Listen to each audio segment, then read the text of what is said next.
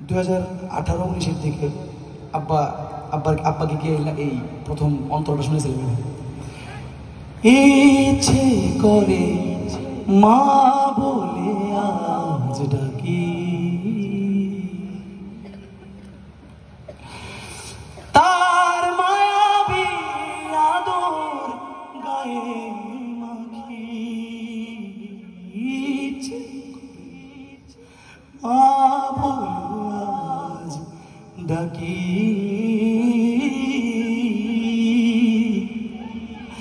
তার মায়াবী আদর গায়ে মাখি। ঘুমোবো